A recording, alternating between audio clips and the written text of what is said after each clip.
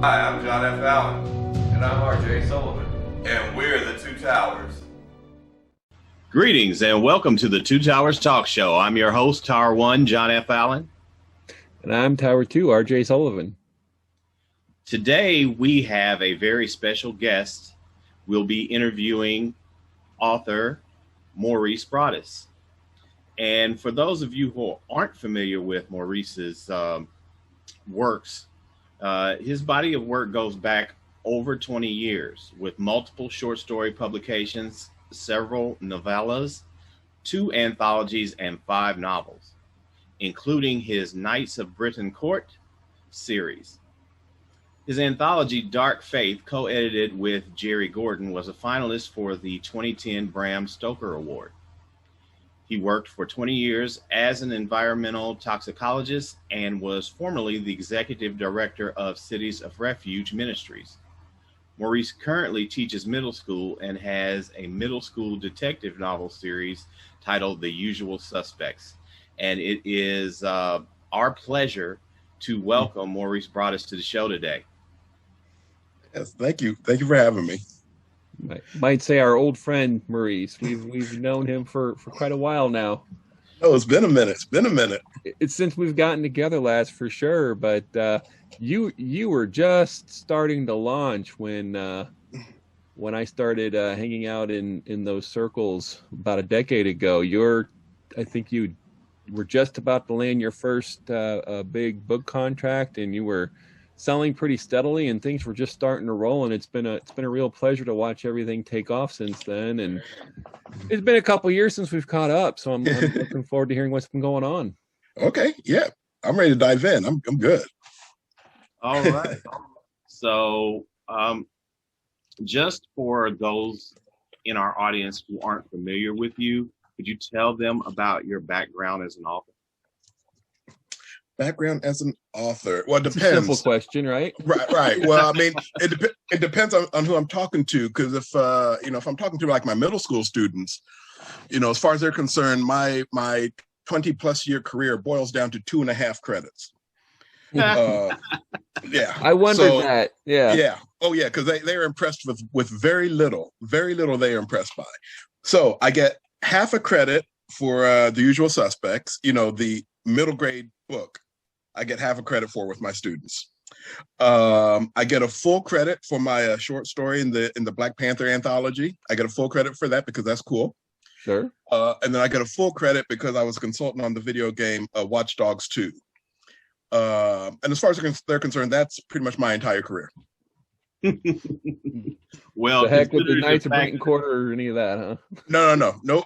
That means nothing to them. The awards mean nothing. Stoker nominee? What the heck? Nothing. Doing a ribbon cutting ceremony with the mayor? Nothing. But, I did a video game. I remember the first time they found out I had consulted on the game because at the time I was a substitute in the school.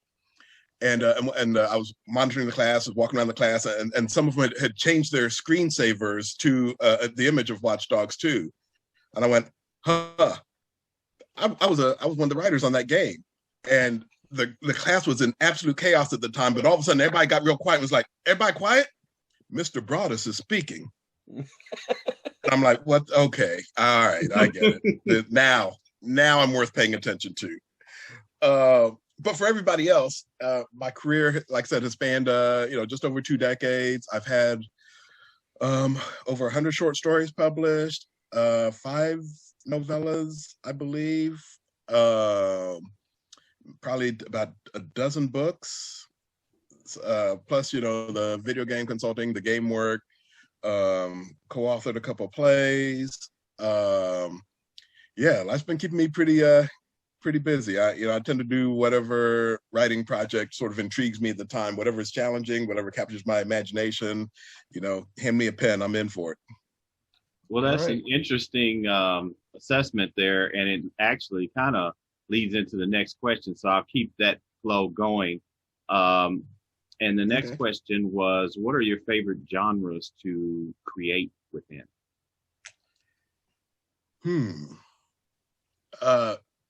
So I pretty much drive my agents nuts. So I do not stick to any one genre. And because of, like I said, I go with whatever interests me in the moment, whatever I find challenging. If I haven't done it before, I try to, I tend to gravitate towards those projects. My most recent two books, in fact, just look at my most recent two books. It would be Pimp My Airship and The Usual Suspects. Usual Suspects is a middle school detective novel, because crime fiction is one of my favorite genres to read. As a reader, crime fiction is my go-to. And so, and every so often, if you trace a lot of my projects, you'll see, my love for crime fiction tends to bobble up, because even the Knights of Breeden Court series, that is basically one long love letter to George Pelecanos, except with the Arthurian legend behind it. Mm-hmm. And The Usual Suspects is basically a love letter to Walter Mosley with middle school students. And yet, if anybody knew those two, you wouldn't think to connect that there'd be hardly any connection between those two. They're so very different. Exactly. And then Pimp My Airship, though, that's a steampunk novel. And so, except it's doing with steampunk what hadn't been done with steampunk at the time, because the original short story was written in 2009. Then I did a novelization of that short story. But I get to play. It's alternate history, it's steampunk, it's sci-fi. A lot of elements I'm playing with, but I'm doing it through that Black cultural lens. So it's considered an Afrofuturist work also. So it's Afrofuturist steampunk, which we've branded steampunk. So it all boils down to whatever is interesting me in the moment, or what I feel like what's on my heart, what's on my mind to talk about. So, my next two books come out next year. And again, another one's another middle school detective novel. It's going to be called Unfateable. But then the adult novel is going to be a science fiction novel, another Afrofuturist novel. But it's definitely my major foray into science fiction. So I guess I don't really have a favorite. I just have whatever interests me in the moment. Yeah, but when I think of Maurice Broaddus' style, I do think of a very specific kind of story at the same time. You tell me. Yeah. Well, it's a good question, but I think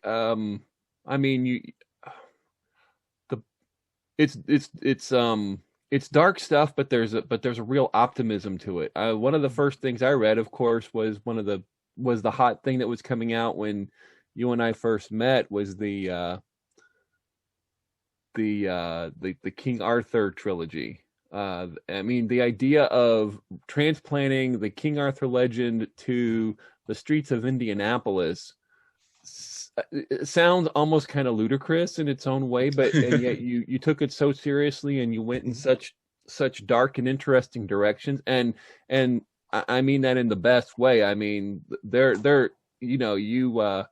You are very much a horror writer, and you bring the horror when it's necessary and when it's expected, and you definitely deliver on that. And you absolutely made that work, even though conceptually you kind of look at it, a little cross, going, how's that even going to work? And then you check it out, and it does. I find that true of so much of your stories and your writing. I wanted to, just on a personal note, you said Pimp My Airship. Was that an expansion of the thing that ended up in the Asimov's magazine? So, well, I'll address a couple of these points. So so me being a horror writer, I came up the first 10 years of my career easily, I was a horror writer. Mm-hmm. And that was the genre that interested me the most. That was the genre that I learned my chops in, and that was the genre I was studying, and that's just where my heart and mind were. So that's where I was for the first half of my career. And then it was with book one of Knights of Breeden Court, Kingmaker. Like you said, it has it's a horror crime. It has very much a horror sensibility, very much a crime sensibility to it. And when I pitched it as a coming of age horror novel. Uh-huh. which is all fine and good. The angry robot was like, okay, yeah, no, we'll buy this. In fact, they basically said exactly what you just said, because I gave them the pitch of King Arthur, Indianapolis, Excalibur meets The Wire was the actual pitch, Mm-hmm. and they basically said, you know what, if you can make that work, we'll buy that. And a trilogy later. Well, so actually, I sent them the first 3 chapters. I sent them the first 3 chapters as a sample, and they were like, yep, you're making it work. We're buying it. Send us the whole manuscript. I sent them the whole manuscript. They were like, yes, we love it, except for one thing. We hate this ending, unless it's the beginning of a trilogy. Ah. So of course this was the beginning of a trilogy. What kind of idiot would end a book like this if it wasn't the beginning of a trilogy? And so by this point, I'd gotten my first agent, and he was like, "Is this really the beginning of a trilogy, or should I stall?" I'm like, "You may want to stall." So I roughed out pitches for books 2 and 3, and then they bought it as a trilogy. I don't think I knew that. That's fascinating. Right? And you made it work. And I made it work. Yeah. And so I'm actually looking at my short story collection. It's called The Voices of Martyrs. And it's divided up into 3 sections: past, present, and future.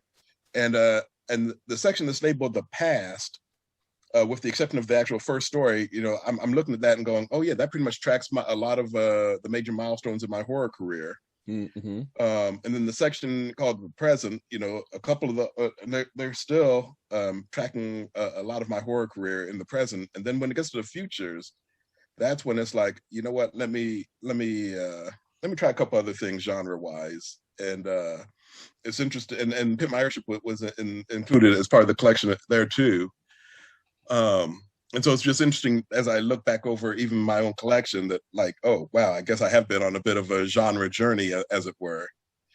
And so with Pimp My Airship, like I said, the first story was published in 2009, and it was that same title, Pimp My Airship. And then from there, I ended up writing a bunch of stories that still took place in that same universe. And it's funny, I think back, and I still remember a conversation with a horror writer at the time, and she was just like, man, you seem to be making a big deal of this story, Pimp My Airship. And I'm just like, I don't know. There's something about this story. I just feel like I'm moving in a different direction as a writer.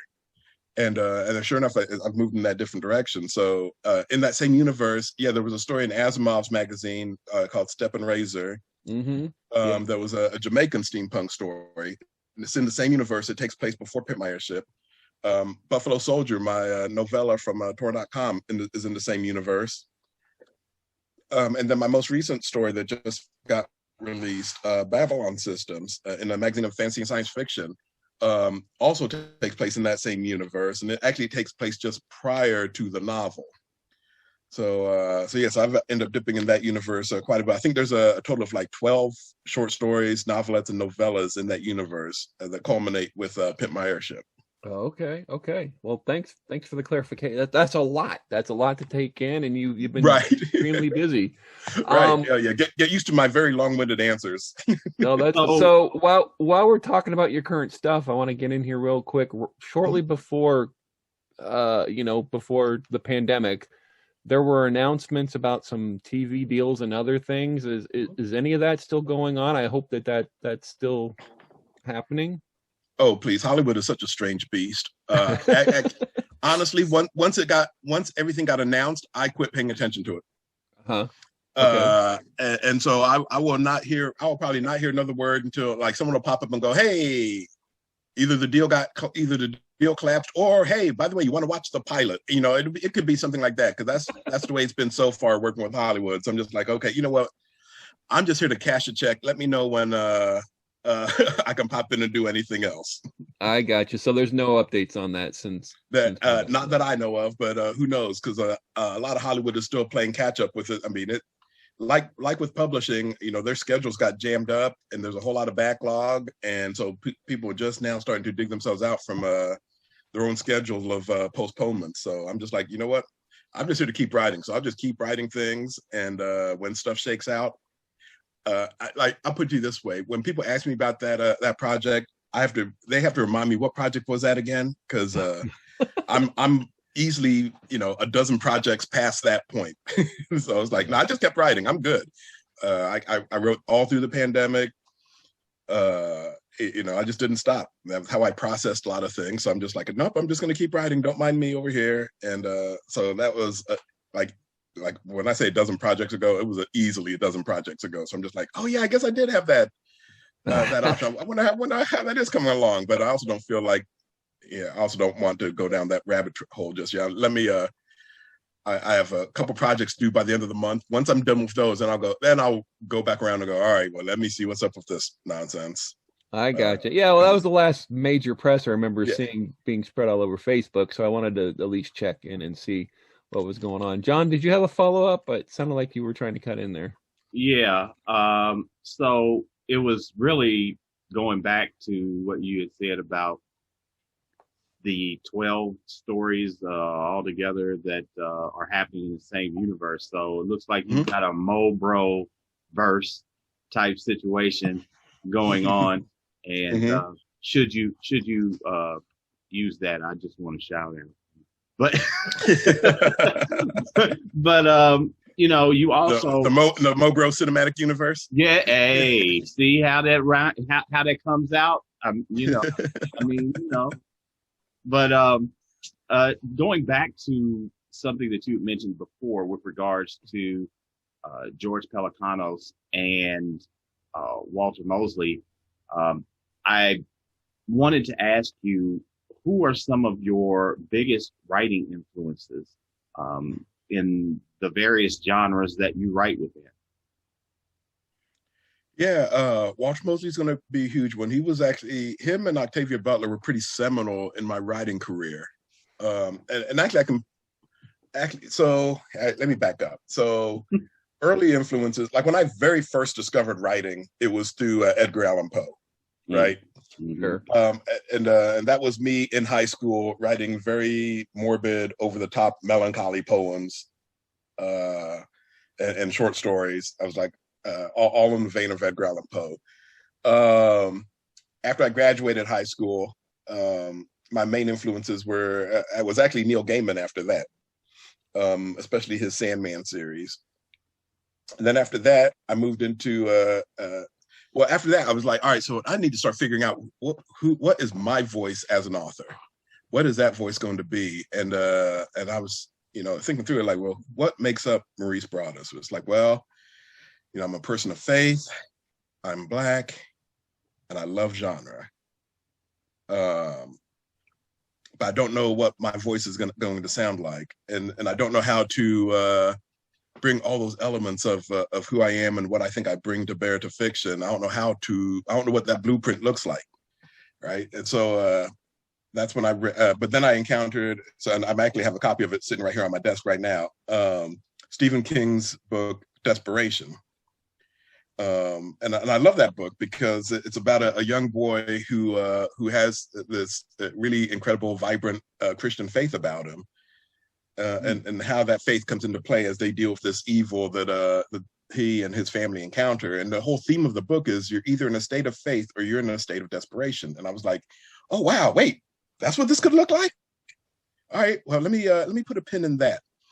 And then I read Walter Mosley, and Walter Mosley is mostly known as a crime writer, but it was his science fiction collection, Futureland, that really had a huge impact on me, because and it's like 9 interconnected short stories, and I was just like, oh wait, this is what you can do with science fiction.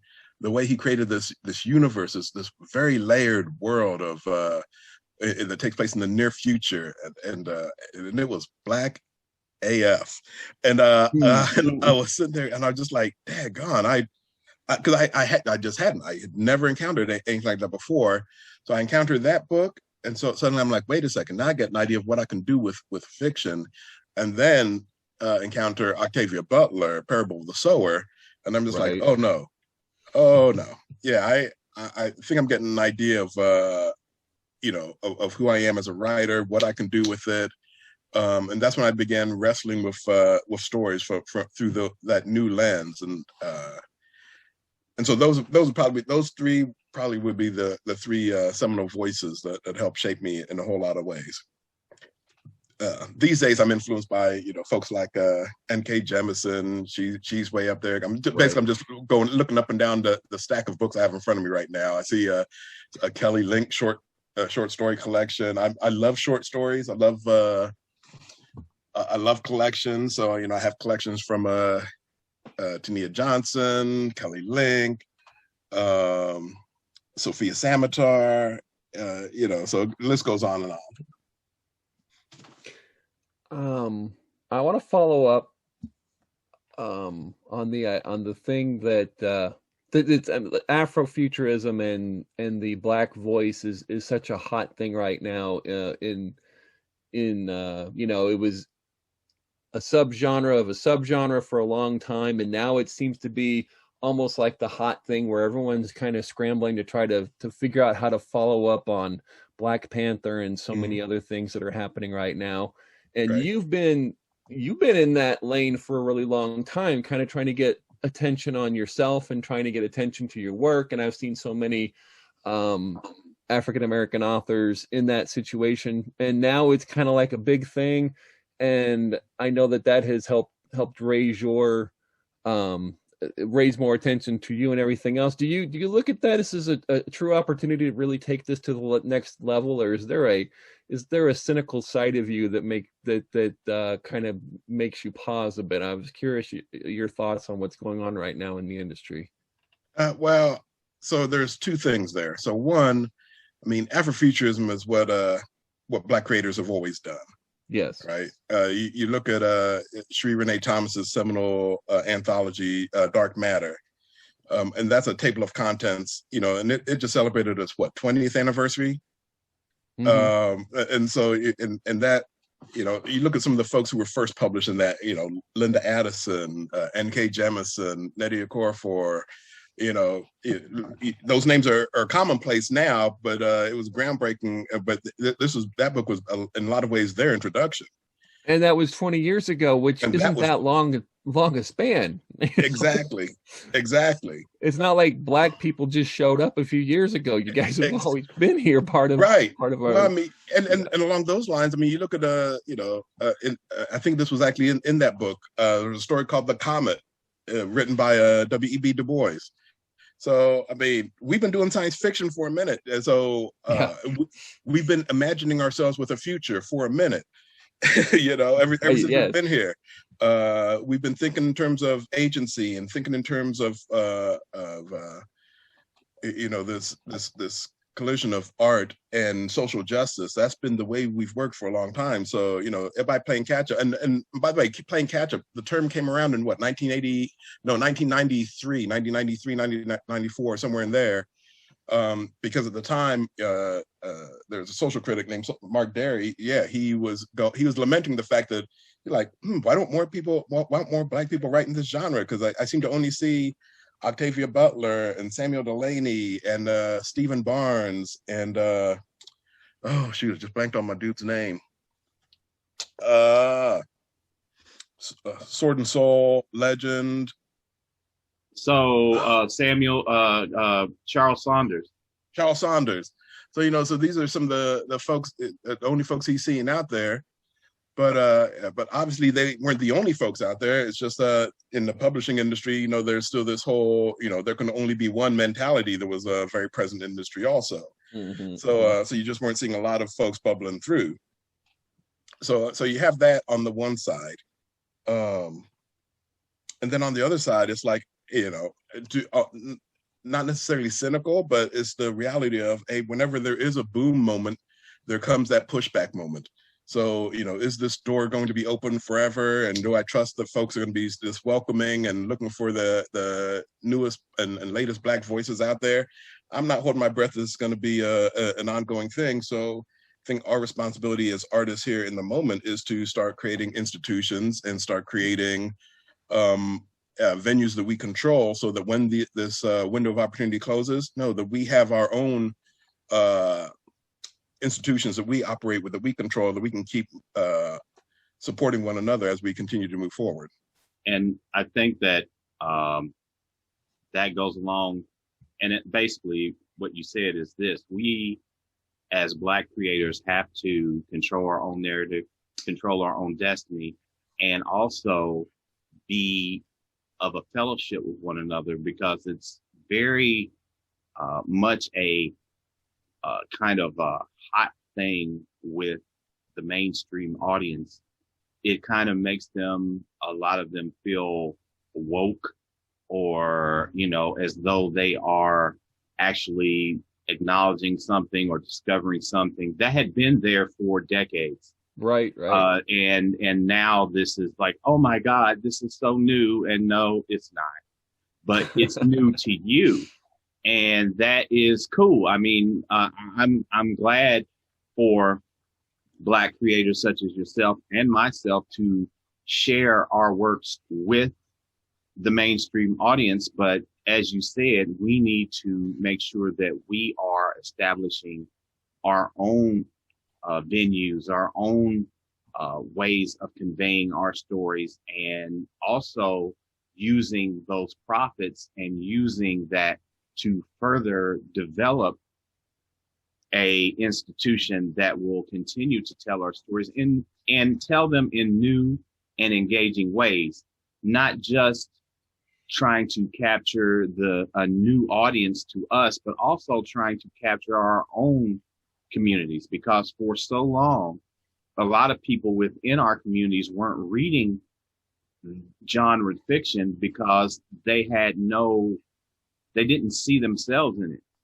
And they didn't really know that this was out there. And now we need to ride this wave to make no one forgets. Absolutely. Well, it's an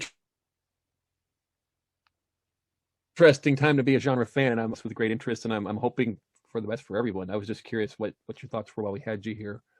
I'm gonna shift tactics a little bit, go to a different topic, just because I've known you for a while now, watching you get going and watching your career take off has been a real pleasure. And I wanted to ask you about the balance you have between your writing life and your family. And I know family is very important to you.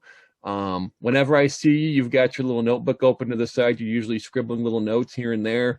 Even when we were hanging out at the writers' retreats and stuff, you would be constantly jotting, even when we were playing the magic cards and stuff like that. How do you? And yet you've got so much going on, like you said, you kind of have a hard time keeping track of it. How do you find that balance between your personal life and your writing life, or is that something you're still struggling with? No, I wouldn't say it's an ongoing struggle, but I mean, it's one of those matters of lessons learned. So, like you said, I had a lot of, I should say early success, 10 years in, had a lot of success, and that proved to be a strain on the family. I mean, things were completely out of balance for me. I was working 3 jobs. I'm trying to get the writing thing launched, and basically, a lot of things happened, and I almost lost my family. And so then it's like, all right, so then as I begin to put my life back together, it's like, hey, you know what? Things were out of balance. And so rather than make the same mistake, I'm just looking at, all right, we're just starting from ground zero, and we're going to build everything from this ground zero, from the work, what kind of job I'm going to do, how I do my writing, how I do family. We're going to do that all completely from ground zero. Now, what does it look like? And so that included taking a couple years off from writing as I slowly start to put the pieces back together for what I wanted all of this to even look like. And so it was with putting the family kind of central, and then and by central I mean, how can I involve? Because at the time, I lived my life in a series of silos, right? So I had family over here, I had work over here, and work over here, and work over here, but nothing was interconnected. And so now it's like, all right, no, I'm gonna have family as a foundation, and then you all will dictate how these silos, no silos actually, you all will help dictate how this work goes. So, my wife, for example, she now comes on, and she basically is my de facto business manager. My oldest son in particular, he comes along, and he negotiated my first speaking deal, so that was always interesting to watch.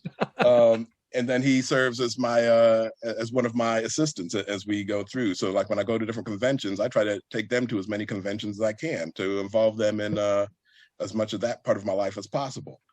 My youngest son has no interest in any of that, but he loves the occasional road trip with me. So, so we'll do that as either as a research trip or because he's been on a research trip with me before too, which was absolute chaos and we loved it. So, and then, on top of that, like what kind of work do I do? Well, now, I'm a middle school teacher. Well, that started because I was shadowing my kids in middle school. And because of that, the school asked me, they saw how well I worked with kids and they were like, we want to just hire you full time. And then all of a sudden I find myself, well, crap, now I'm a middle school teacher. Didn't see that coming. And then because I was trying to figure out that relationship. Takes a little time. yeah, exactly. It was a shock to all of us. And then because I was trying to figure out, one of the themes in Pimp My Airship is the artist asking this question, if I'm just an artist, how can I leverage that gift to make any substantial change in my community? That's one of the central questions to Pimp My Airship. Well, that's because that was one of the central things I was thinking about in my life too. And so that led to me eventually coming on to work for the Kepler Institute here in town. Again, that whole marriage of, working out that social justice aspect of my writing, except not just in my art, but also in the world around me.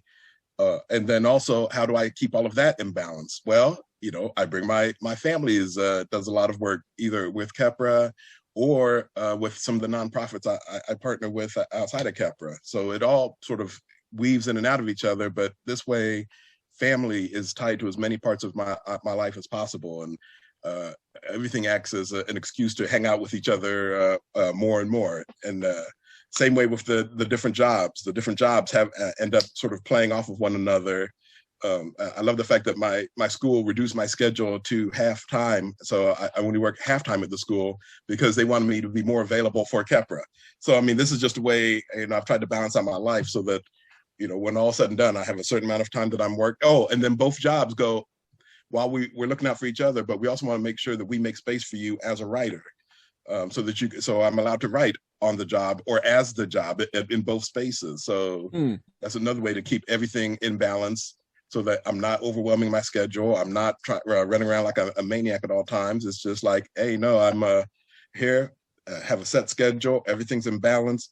Get to be with the family as much as possible. In fact, I'm surprised you can't hear my family now. I think with my closed window and closed door, you shouldn't be able to hear them, but I have like a bunch of nephews over as well as my boys, and it's absolute chaos downstairs. I'm frankly just hiding in my office at the moment. Okay. I've got a couple follow-ups, but I'm gonna let John jump in here if he's got something. Well, yeah. So one of the things that has always interested me about you as a creator and as an author is a lot of the time that I spent with you at conventions or just in personal settings or things of that nature. And it's, I've learned a lot and I want to thank you for that. A lot of the things that I've come to you for advice with have panned out, and some things are on the move right now, which I can't discuss at this moment. But, it all kind of comes back to some of the conversations that we've had personally. So I just wanted to, at one point here, thank you for those. And it seems it felt like genuine interest in seeing me grow as a writer and a person. So that's very appreciated on my end. So I just wanted to put that in there and acknowledge that with you. Oh, thank you. Thank you. That was one of the lessons learned when I was putting my world back together, is the whole idea of, what does it mean to be 100% present with people? Folks always talk about me in my notebook, and that travels with me wherever I go, and that's still a thing. But, what does it mean if I'm in a conversation with someone, that I'm 100% present with them, and that person in that moment is my entire world. And so what does that look like? And so I mean, that's one of the things I've had been working on. I'm glad to see that it's paid off. I know my students definitely feel that, because they're one of the side effects is that, hopefully everyone feels like they are my favorite person. And I know my students keep going, oh, I'm his favorite, and I'm his favorite. Like, no, I'm that same way with all of y'all. But that whole idea of being fully present with people and fully engaged with them at all times, so that, when I'm talking to you, you are the person that matters most to me right now. So I'm glad that you feel that, and I'm glad that any of my words could be counted as useful to you, frankly. John said something I could pretty much say the same thing myself. A couple years ago, I was transitioning things in my career, none of which we need to discuss here, but I needed an ear to bend, and you were quite willing to let me bend it. And I know that, given how in our communities, I mean the writing community, you've always been, and I say this with just a simple fact, you've always been a little bit ahead of where most everyone else around us is. And I think that's kind of put you maybe a bit looked at as a hero or on a pedestal to some point, which is all to say, you seem like it seems like people have been coming to you to talk about their situation and how to improve their situation. And that seems to be something that's a priority to you. Not just with me and John. I know you've talked with some other folks, but again, is this something else where you've had to learn over time how to make time for that, how to work that into the rest of your life, or? So it's something that snuck up on me. It was pointed out to me recently, because they were like, well, "Hey, Maurice, how many people are you mentoring right now?" And I'm like, "I don't know, maybe 24 or so." and people were like, 24, bro, that's unsustainable. Just so you know, like we were thinking three would be a lot. Right. 24 is bordering on ridiculous. And I'm just like, I'd never really thought about it, because like you say, I just look at it as me just hanging out with friends, and we're just talking about stuff, and craft just happens to be one of them. And so but then I hear back that they're no, you're my mentor, and I'm like, oh, okay. So part of it is I just don't even see it that way. But the other part of it is I didn't get here on my own, right? And so in fact, I've made it a point to like rarely think of myself in terms of I, like I need to get ahead, or I need to get promotion, or I in terms of my career. I try to always think in terms of we, because I didn't get here on my own. When I first started coming up as a horror writer, my first time, in fact, I didn't even know what a horror convention was. And then it was another writer who reached out to me saying, "Hey, World Horror is just up in Chicago this year. Why don't you come to it? And then we can meet, and then I can introduce you around." When I get to World Horror, another writer takes me under his wing and goes, "Hey, you know what? Come sit at this table and just and hear what we have to talk about as professionals." And that was just hugely important. And so each step along the way, I've had people mentor me or step into my life and be there for me to ask questions to. And so I'm just like, no, as far as I'm concerned, this is just how it's done. None of them got there on their own. And so they were welcome into a community of writers that became their support network. So that's the thing that's how I learned it.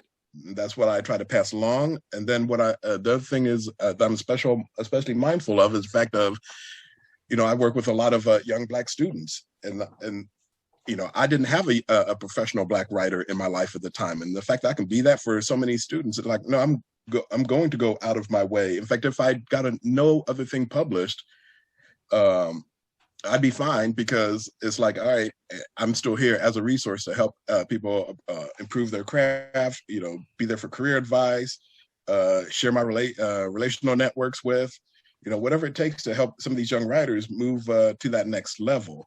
So yeah, it's become an important part of my life. And in fact, I even with the career success I'm having right now, I don't even look at it. I guess the way I look at it more, like I appreciate the success, but the success for me is just another tool for me to leverage for opportunities for folks in my community. And so that's the way I look at it. So like, hey, I have 2 major books coming out next year. All right, that's going to open up opportunities for me. That's great. but opportunities for me means as opportunities I can use for folks in my community. And I look forward to seeing what that looks like. Absolutely. And I want to chime in and just validate some of that, because for as long as I've known you, you for a long time you had this thing we kind of teased you about. It was called MoCon.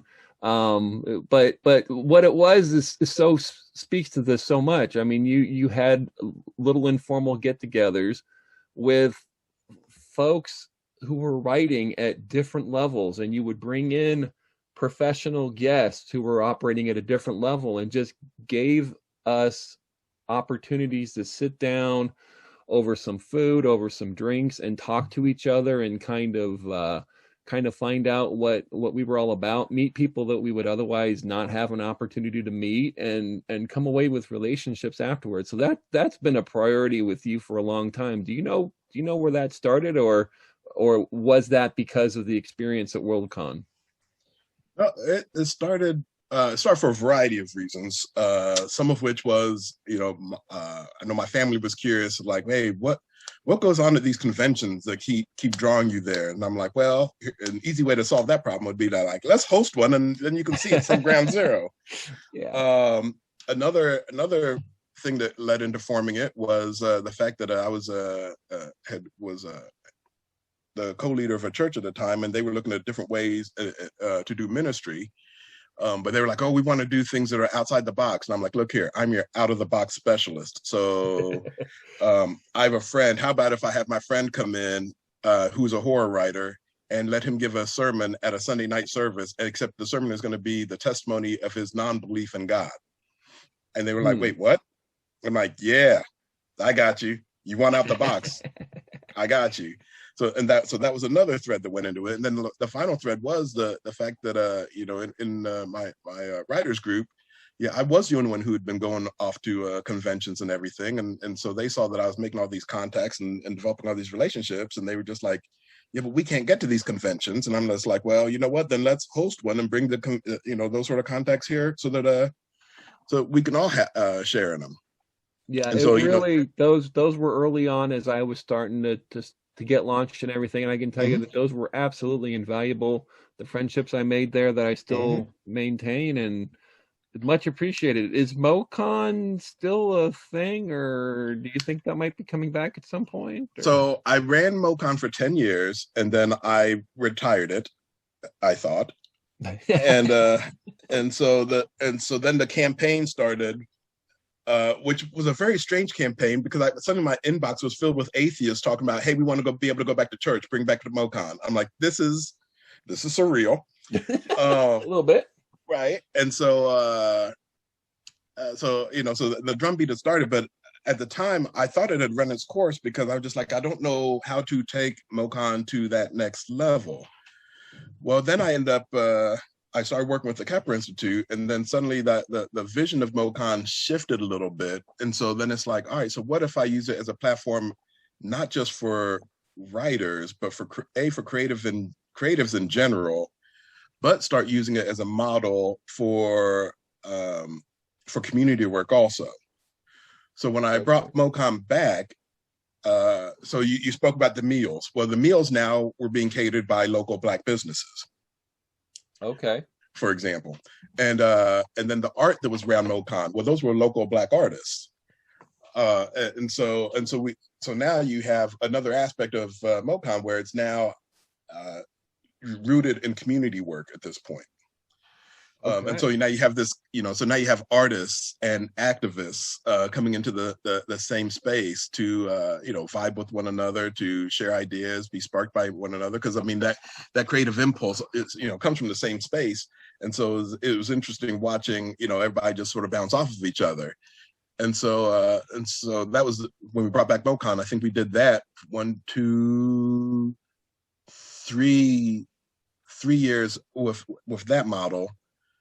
And then the pandemic hit. So I didn't do MoCon last year, and I didn't do MoCon this year, but I'm already thinking through what MoCon is going to look like next year. So right. I'll bring it back, and then we'll see how things go after that.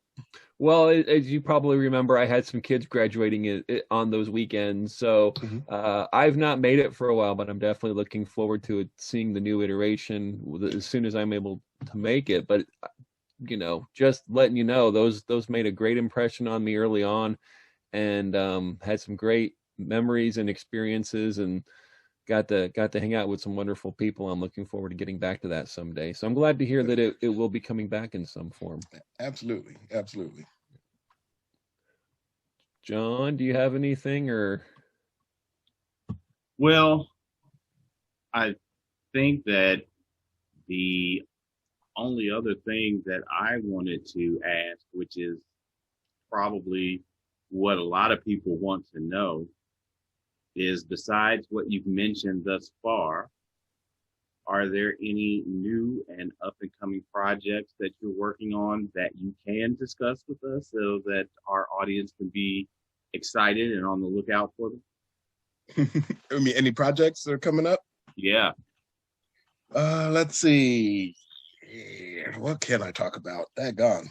Well, I know I have, on the short story front, I have 2, 4, 6, 8 short stories coming out over the next during the course of this year.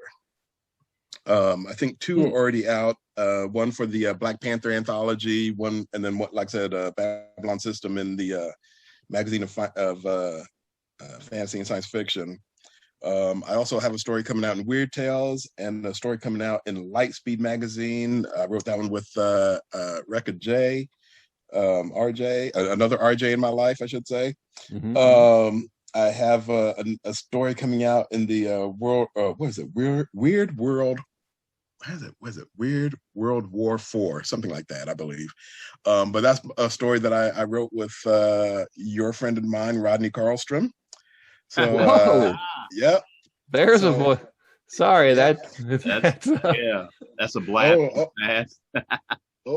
Make no mistake. A big chunk of my writing journey has been with Rodney as my side. So I mean, he's been an instrumental force. He was a big part of that invisible thread that held MoCon together. He is my intern emeritus. I wish he'd just let me call him my assistant, but he loves being referred to as my intern for some reason. And so he and I wrote that story together, and I look forward to seeing folks' reaction to that. I have a story coming out in there's an upcoming anthology, Alien versus Predator Anthology, and I have a story coming out in that, which I'm really looking forward to, because that story also is Black AF. I'm surprised I really did some things in that. I'm just like, I'm waiting to see if the studios let me gonna get away with some of the stuff I pulled in that thing. So we'll see how that goes. And then daggone, no, there are 2 projects that I cannot look at this. He lost track. He didn't even know. Yeah, right. That's where things are right now. But I love that. I wouldn't trade it for anything else, because I love staying busy. I told someone that my goals for the next 2 weeks was to wrap up the edits on Sweep of Stars, write this new short story for an anthology, and then get started on one of these other projects. And I'm just like, because I'm really anxious to get started on this one project that I can't talk about just yet. But I have 2 projects I just can't talk about yet, because we haven't signed anything. Once we sign something, then I can be in then I'm in a better spot to be able to talk about it. But everything's unsigned just yet. Wow, you really set this question up for me, because well, first of all, let me backtrack. First, I want to say it's good. It's good to hear that Rodney's doing better. It seemed like he kept false starting his writing career, and it was never quite getting there. And I'm glad to hear that. Glad to hear that something's finally happening for him. I've been hoping for the best. No. Make no mistake. Rodney's a force. And so besides the story that he's coming out with me, he's actually a consultant on another one of these projects also. Yeah. So that he better not be able to talk about either. But he's been quietly consulting on that too. And he has some things that are coming down the pike that I'm looking forward to seeing. Well, that'll be good. We'll give him my best, and I'm glad to hear that things are rolling for him. Same here. Mhm. So, so my question was, you were one of the first people that I knew personally who had a big book contract. You were one of the first.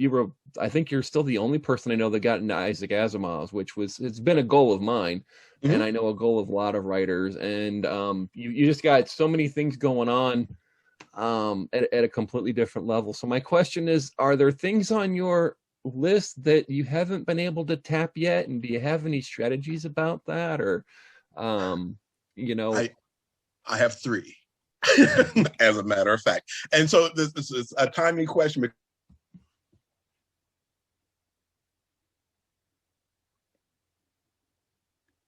If you guys can hear me, we lost audio. So if I can hear you, John, but I can't hear Maurice. right, so if Maurice can hear us, if he's talking, we can't hear him. So we'll need to. Yeah, fortunately, it was right at the start of the question. Maurice, can you hear us? If you can hear us, turn your video back on just to let us know that you can hear us.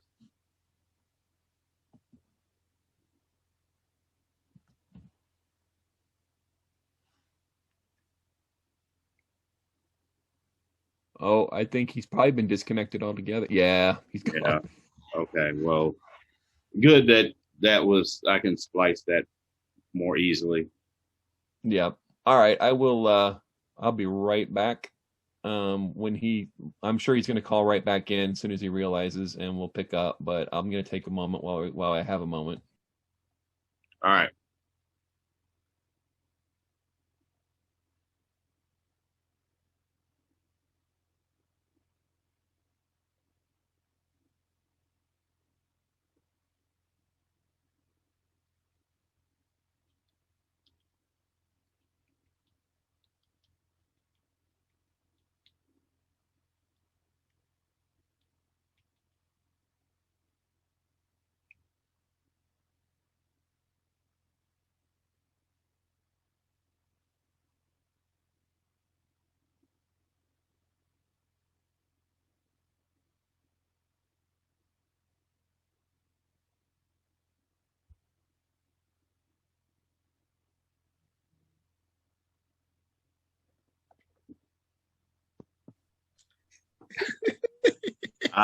We were like, you were silent, and I was like, "Hello, are you there?" Right. I hope you can hear us.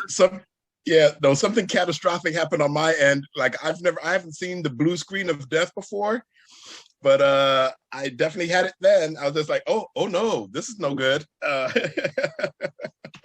So I got the absolute blue screen on me on that one.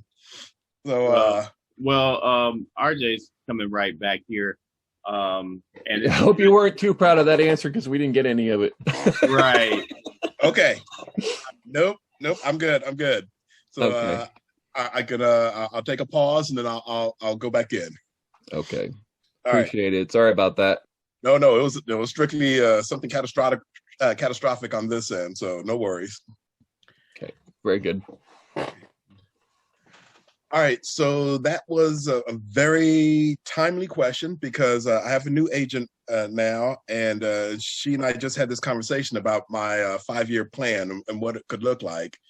And so as we were mapping out, what the next 5 years could look like, we had a discussion about, are there sort of different IP projects that I would be interested in doing?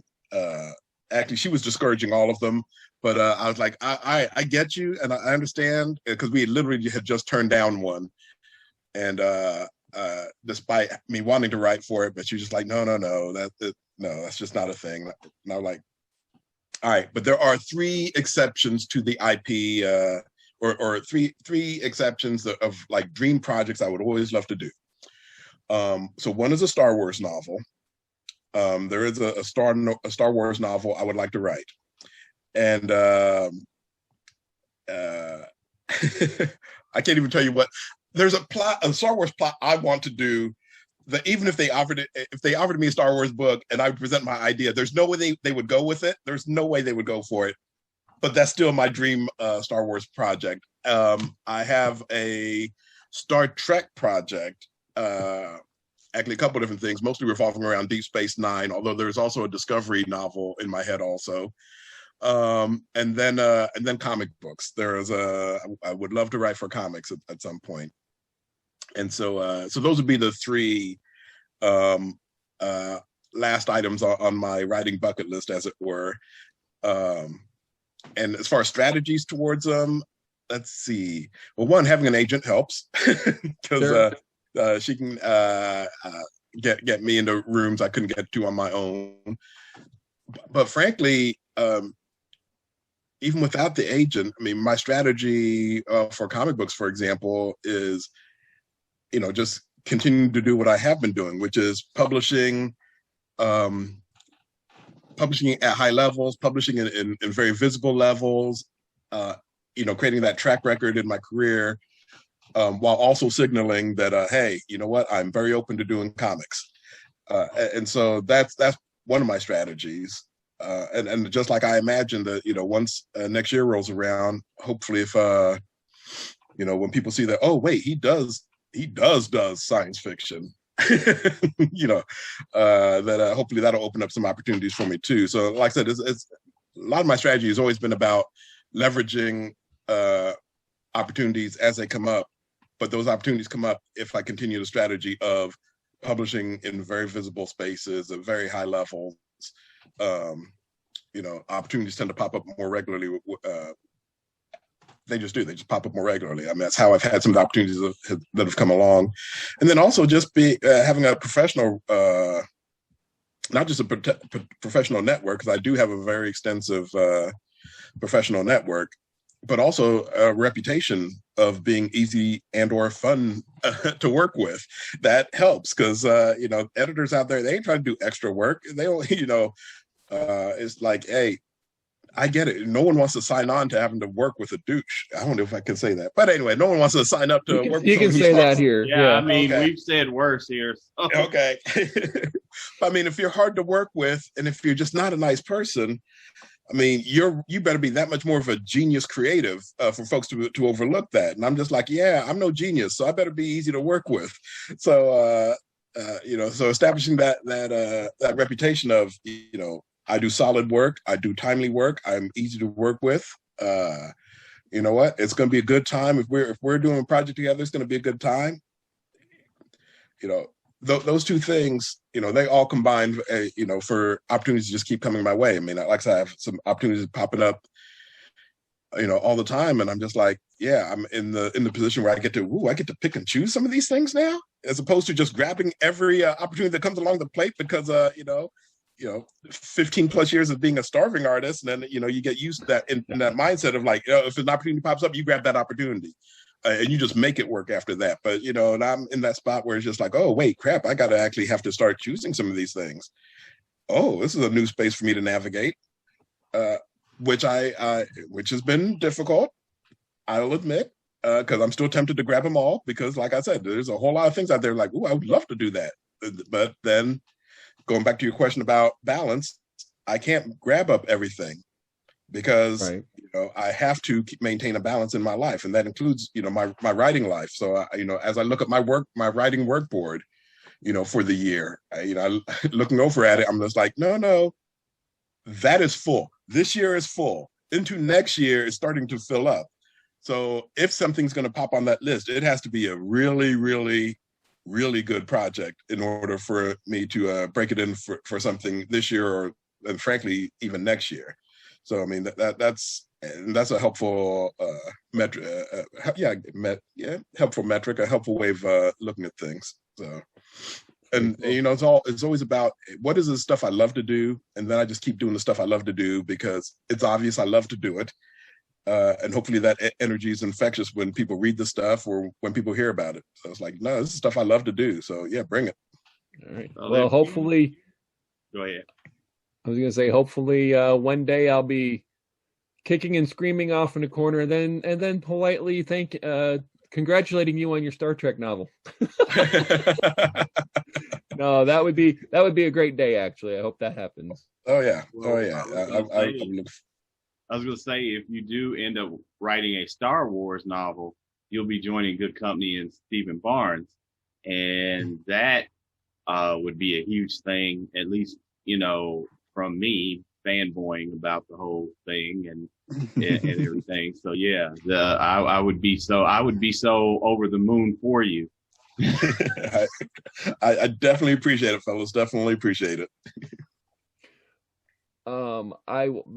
This is probably going to be in the past by the time this airs, but I wanted to mention that you are a guest of honor at StokerCon in this upcoming weekend. Oh yeah, that is coming up this weekend. Did you really forget? I look, the way my life works is I'm trying to take it one day at a time, and I'm just like, I haven't looked at what this week is. I've not looked at what's coming up this week. I'm just like, can I make it through today? And as a matter of fact, if you hadn't sent me that reminder saying, hey, here's the link for tonight's interview, and I looked at everybody around the room, I'm like, tonight's interview? Oh, I forgot to check my calendar today. What's going on today? And so then I rushed to my calendar to go, oh, okay. Yeah, I guess I did have some things on the calendar for today. So let me start attending to those things. So all right, let's try this again. So you're the guest of honor at StokerCon next week.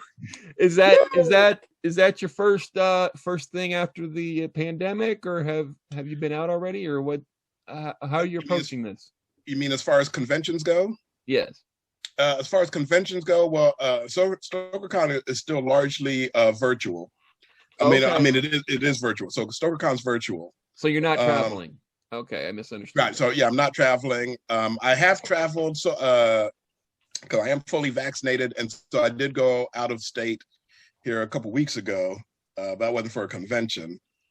But then, yes, StokerCon is the beginning of the season for me, because a couple weeks after that, I'm guest of honor at Con Carolinas, and so and that is in person. And my oldest son is my assistant on that trip.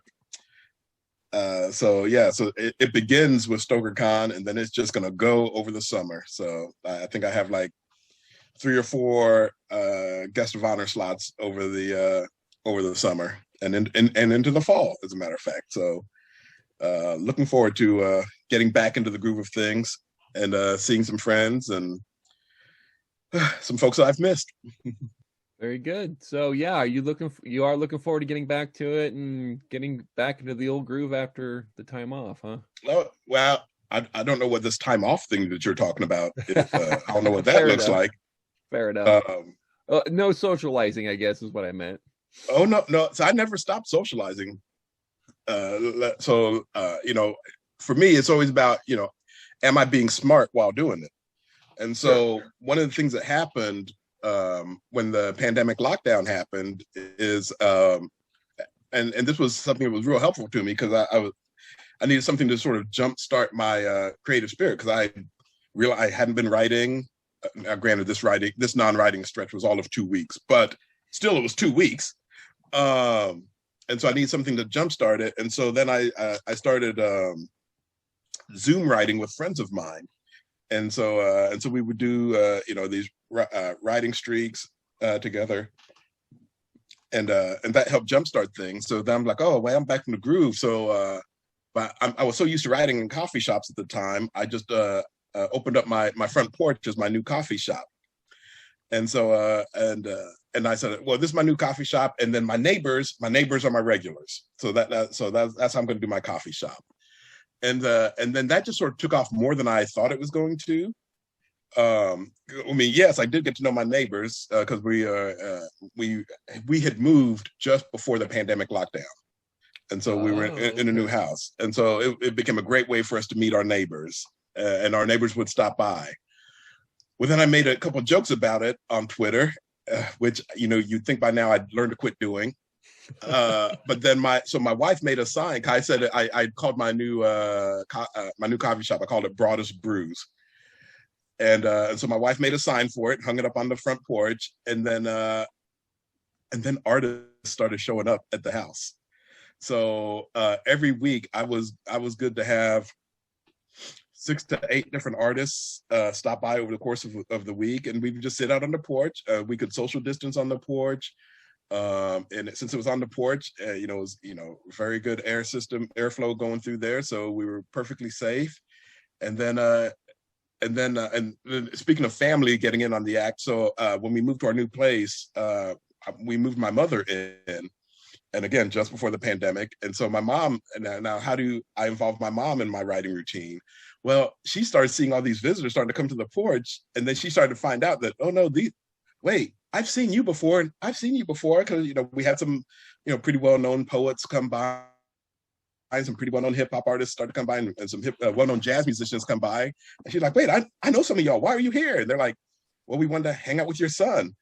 And her reaction to that was, would you like some tea? Yeah. And so then my mom would start fixing tea for my guests as they would come by. So then so then it became a whole thing where, an artist would stop by, we'd hang out for an hour or so, my mom would come out, serve them tea. It became a huge thing. And that was how I spent my whole last summer. And it was such a huge hit. I was just like, hey, as of like 2 weeks ago, I was like, hey, Broaddus Brews is open again. I've already had a half dozen folks come through because, I missed that social dimension to writing. And for me, for the last half dozen years, easy, writing hasn't been me squirreled away in an office, in a basement or anything like that, doing my writing. It's been me either writing in groups, writing surrounded by people, be it Zoom or in person, so that there is a social dimension to my writing routine now. And so I've tried to be as much a part of, making it as much a community practice as possible whenever I can. So no, I've never lost out on the social aspect of things. I've always tried to maintain it. Yeah. Took a creative spin on it. That's a neat story. I think I saw a tweet or a blog or something about that a while ago, but that was cool. Mm-hmm. So you're starting that up this summer, and it's full swing. It's already started. Like I said, I've had about a half dozen folks already come through. Looking forward to and I've just said I've already locked in. Like, nah, this summer I'm back to that practice. So the porch is open again. I'll just keep that going, and then pop off to conventions as needed after that. So, well, very, very cool. I think we've hit about an hour. John, what do you think? I believe so. And what an hour it has been. I've had a lot of fun. It's been great catching up, Maurice. This has been a lot of fun for me. Absolutely. So where can our audience find access to you and your work, like a website or something like that? Yeah. I'm easy to find as long as you can spell my name, because I am at mauricebroaddus.com. And if you look for me on Facebook, Twitter, Instagram, it's always at Maurice Broaddus. Like I said, I keep it pretty simple for folks. And let's see, the current books out would be Usual Suspects and Pimp My Airship. But as of next March, the first book in the Astra Black series comes out. Book 1 is Sweep of Stars. And then in April, the next middle grade book, Unfadable, comes out. So that's March, April, and then that May, I hopefully will be the next MoCon. So next spring should be pretty full. All right. And just so our audience knows, that would be Maurice, Maurice, Broaddus, Broaddus. Yep. .com. Right. So before John wraps up, I just want to say, Maurice, thank you for being here. Thank you for your time, and thank you for all the favors and inspiration that you've done for me through the years. It was great catching up, and I'm looking forward to meeting up again and catching up some more. But it's been great watching you take off the way you have among our group, and always being willing to give me the tough love when I need it, even when I don't want to hear it. I realize it's probably the best thing I needed to hear at the moment, and I always appreciate it, and I wanted to let you know that. Hey, real friends hold each other accountable. So I just let you know I value you as a real friend. Thank you. And you're the real deal. I'm much appreciated. So I wish you the best of luck. I'm sure we'll have you back soon, and I'm looking forward to more updates. Sounds good. All right. Well, that wraps everything up for this episode of the Two Towers Talk Show. We would like to hear from our audience, whether you're seeing us on YouTube or you're hearing us on Spotify. So please give us your feedback. Let us know how we're doing, and give us some Maurice Broaddus stories if you have any out there, to any of our audience that may be familiar with Maurice. We'd love to hear those. That would definitely be a highlight of this episode. We've got some, but that's a whole other. Right. I don't know if any of us read. But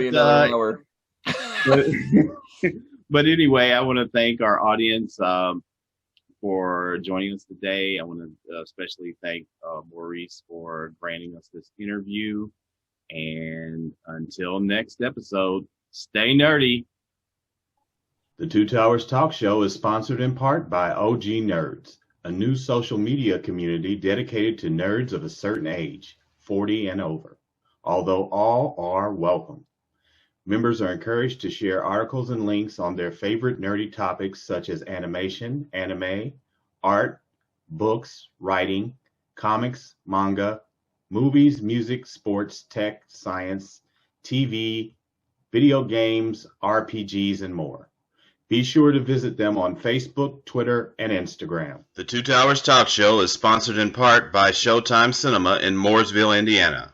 Their friendly staff is always willing to go the extra mile to make your movie-going experience an enjoyable and memorable one. Enjoy the comfort of their new cushioned seating in their spacious auditoriums, and while you're there, be sure to stop by the concession stand and purchase some popcorn where real butter topping is an option. They're located at 300 South Bridge Street in Mooresville, Indiana. We hope to see you at the movies.